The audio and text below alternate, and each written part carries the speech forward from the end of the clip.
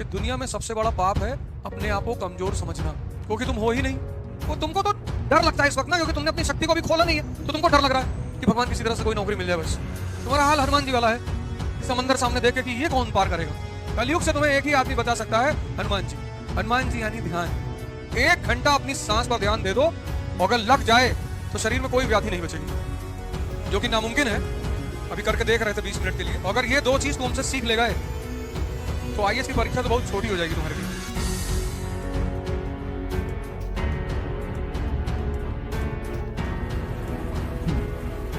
जय हिंद फ्रेंड्स।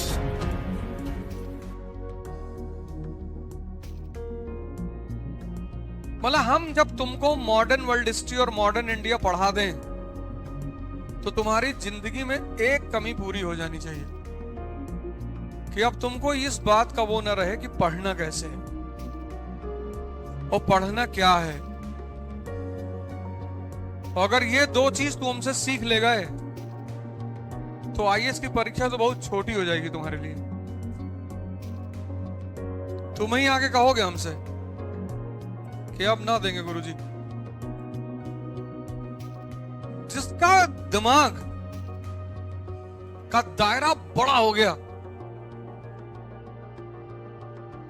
वो तुमको तो डर लगता है इस वक्त ना, क्योंकि तुमने अपनी शक्ति को भी खोला नहीं है, तो तुमको डर लग रहा है कि भगवान किसी तरह से कोई नौकरी मिल जाए बस। तुम अभी भयभीत हो क्योंकि तुमको शक्ति से अपने परिचित नहीं हो तुम। तुम्हारा हाल हनुमान जी वाला है,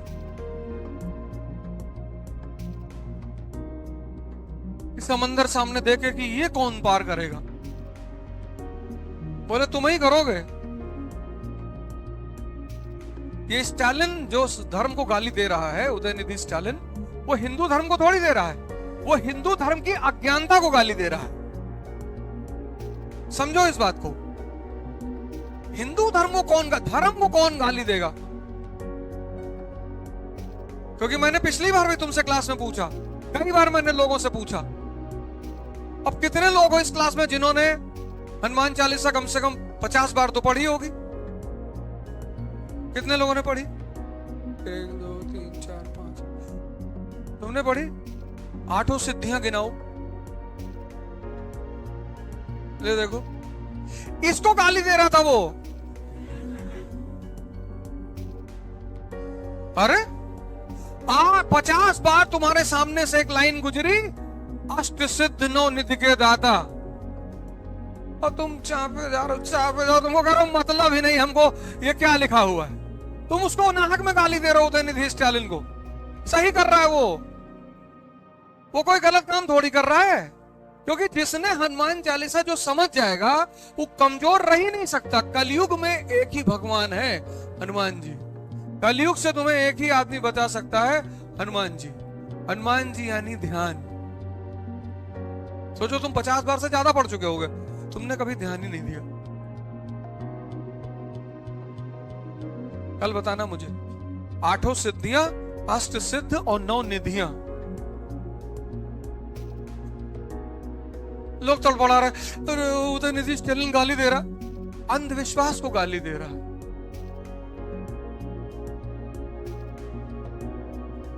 50 बार पढ़े, उसमें लिखा हुआ है राम रसायन तुमरे पासा। तुम्हारे पास राम रूपी रसायन है। तुम कह रहे हो हमारे पास भैया है ही नहीं। है। कभी स्टालिन वो कारगिल पार्क में टहलना, उसमें विवेकानंद के बड़े सारे कोट्स लिखे हुए। उसमें एक कोट बड़ा प्यारा है, एक ही लाइन का है कि दुनिया में सबसे बड़ा पाप है अपने आप को कमजोर समझना, क्योंकि तुम हो ही नहीं।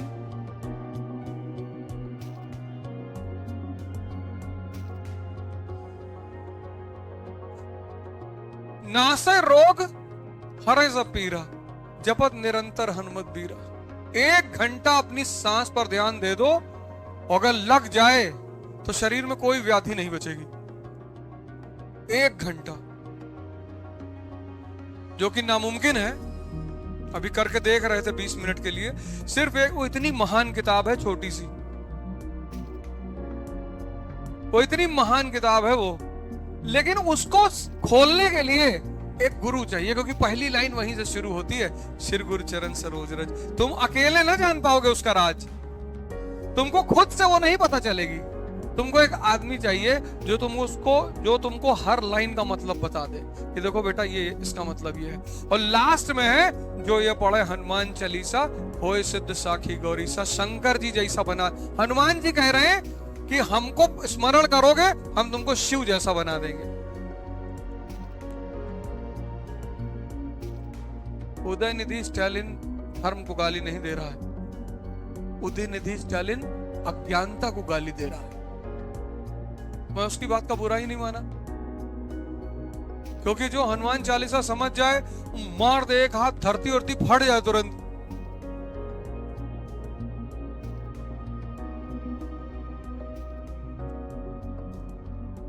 शक्ति ही यही है, समझना है ये।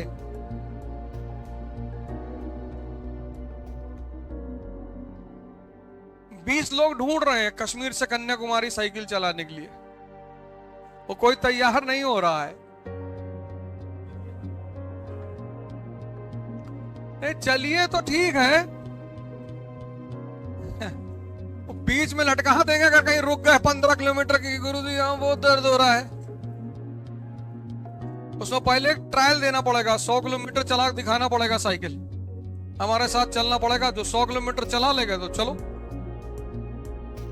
सिर्फ 20 आदमी चाहिए और कई लोग आए, चलो। कोई 25 किलोमीटर पे बैठ गया, कोई 30 पे बैठ गया, कोई कह रहा सर कभी चलाए नहीं है। उत्तेजना में काम नहीं होता, उत्साह में और शक्ति में। और महावीर कहते हैं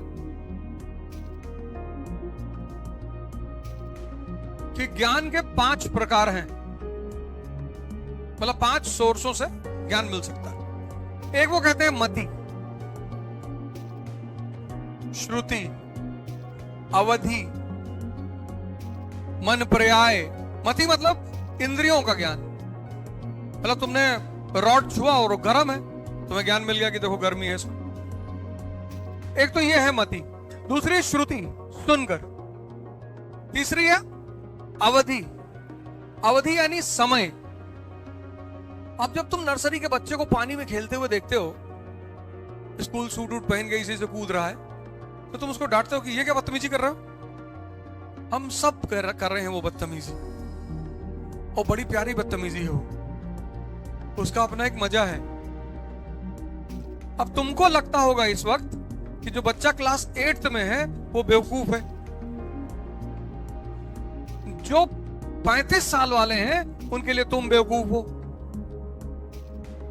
जो 45 साल वाले हैं उनके लिए 35 वाले बेवकूफ हैं, जो 55 साल वाले, क्योंकि समय के साथ अनुभव बढ़ता है, ज्ञान बढ़ता है। जैसे अभी इन्होंने कहा ना कि उम्र 40 के बाद ही सारा ज्ञान क्यों आता है। आता तो पहले ही है, 40 के बाद निखरना शुरू होता है। जैसे 16 में सचिन तेंदुलकर खेल रहे थे तो अच्छा खेल रहे थे, लेकिन नाम जब उनका हुआ तब वो 35 पहुंच चुके थे।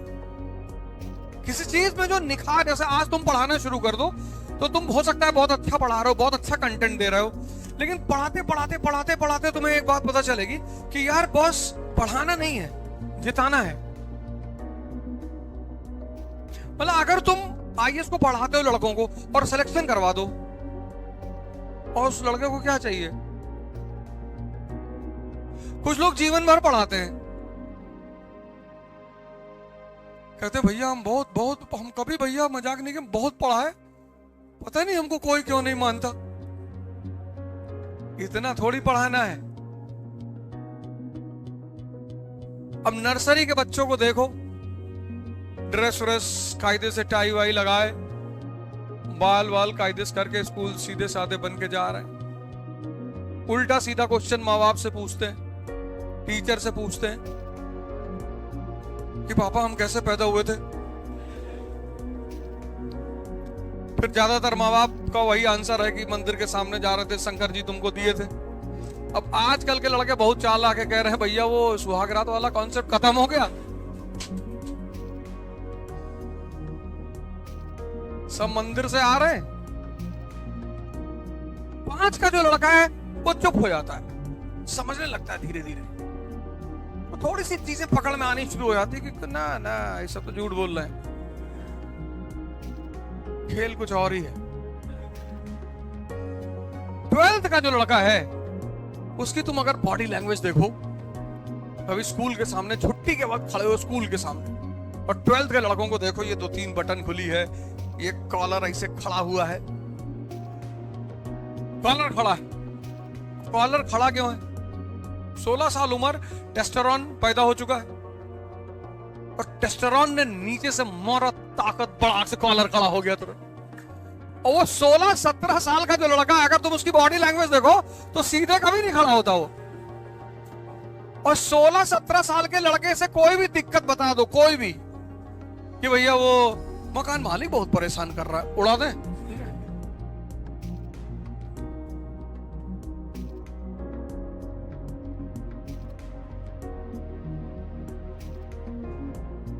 बस उस वक्त उसको पता नहीं चल पाता कि यार इस एनर्जी को अगर सही इस्तेमाल कर लिया जाए। जैसे तुम जाओगे सदगुरु के आश्रम में, वहां उनका अपना स्कूल है, कोई बच्चे को मारता नहीं है, और ज्यादातर लाइव पढ़ाने की कोशिश होती है, लाइव मतलब दिखाकर, डेमो देकर।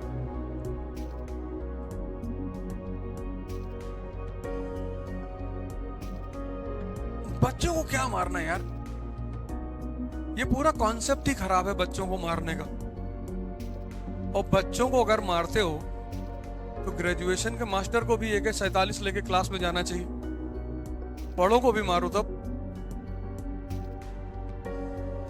बच्चों को तो पढ़ाई के लिए बिल्कुल नहीं मारना चाहिए, मतलब मैं तो इस बात के एकदम खिलाफ हूं कि बच्चों को तो मारना ही नहीं चाहिए। हाँ, कभी कभी साल में एक बार टॉर्चर करना चाहिए, पर एक बार, और उस एक बार से उस बच्चे के मन में यह रहे कि भैया इससे बदतमीजी ना करना।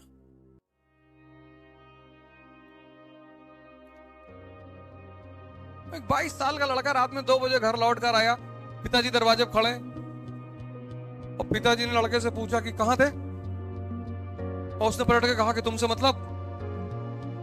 तो समझदार जो पिता होगा वो अपना स्टैंड तुरंत चेंज कर देगा, कह रहे नहीं बेटा, हम तो ऐसे ही पूछ रहे थे, तुमको पता था देर हो जाएगी, मेरी कार ले आते तुम।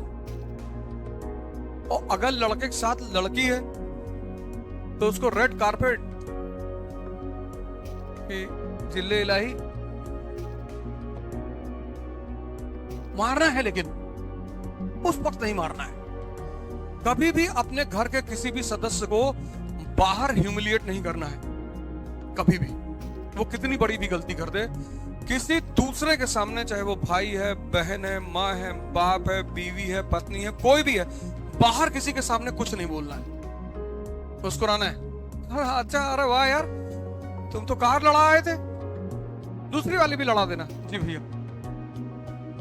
बाहर किसी को पता नहीं चलना चाहिए कि तुमने अपने घर के किसी सदस्य को कुछ कहा है।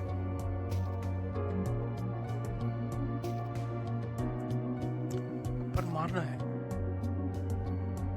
अगर कह दिए कि तुमसे मतलब, तो 11 बजे दिन में दरवाजा बंद करके 3-4 लोग बुलाकर मार, फटफट मारना तो है। इस जीवन में किसी को माफ नहीं करना है। Forgiveness is the quality of God, and we are not gods. पर किसी को यहां नहीं रखना। किसी ने तुम्हारे साथ बदतमीजी कर दी है, उसको देख के मुस्कुराया करो कि कोई बात नहीं, वेरी गुड।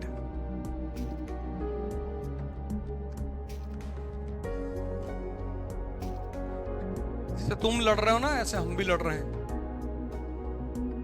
हमारी तुम्हारी लड़ाई में फर्क सिर्फ इतना है